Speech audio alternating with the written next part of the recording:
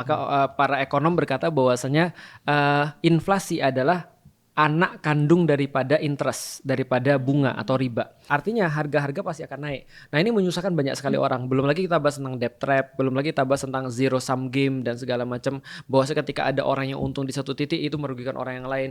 Jadi sistem ekonomi itu akan bergantung pada seseorang yang rugi. Harus ada yang rugi, harus ada yang ditarik, harus ada yang foreclosure dan segala macamnya. Nah ini adalah jeleknya sistem riba sebenarnya. Dan ini terjadi di masanya Rasulullah. Ketika Rasul menyaksikan orang-orang ketika minjem 100.000 harus balik 120.000 misalnya, maka 20.000 ini dapatnya dari mana kan gitu kan pertanyaannya kan. Padahal ini nggak ada nih duitnya di 20.000 ini. Nah artinya disitulah sistem riba menjadi problem. Nah kalau di dalam satu negeri lebih ngeri lagi, katanya uang yang beredar tuh katanya sekitar 200 kali lipat lebih banyak daripada yang sebenarnya. Dan akhirnya yang bermain adalah ekonomi-ekonomi yang non real atau ekonomi-ekonomi yang bersifat kayak apa ya, nggak jelas, pseudo ekonomi. Sedangkan perputaran realnya nggak ada karena orang-orang lebih tertarik ke situ.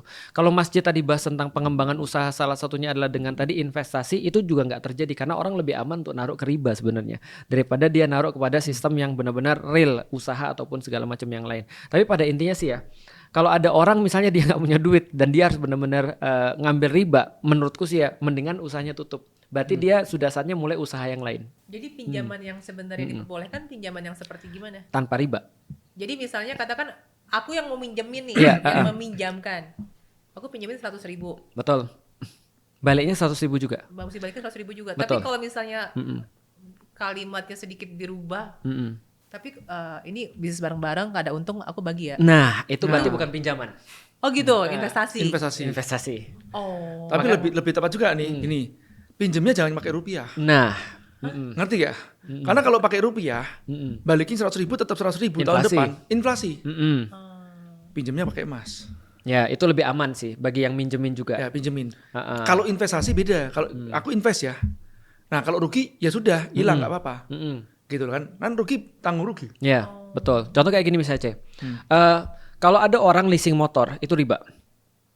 Tapi kalau ada orang misalnya ada karyawan ke CC lalu bilang ini, C boleh nggak aku misalnya kita bikin satu sistem jual beli yang Islami, tapi aku nggak punya uang nih. Jadi CC bilang, oke, kamu mau beli motor apa misalnya? Oke, motor ini harganya berapa? 25 juta. Oke, aku jual ke kamu 30 juta, mau nggak? Kamu nyicil selama 12 bulan. Nah, itu boleh. Itu boleh. Atau 30 bulan, sebulan kamu cicil 1 juta. Itu boleh. Cece beliin dulu, kemudian Cece punya untung di situ 5 juta, dia bayar per bulan. Nah, itu jual beli namanya, bukan riba. Walaupun hitungannya sama dengan riba. Tapi ada risiko. Ya, Nah,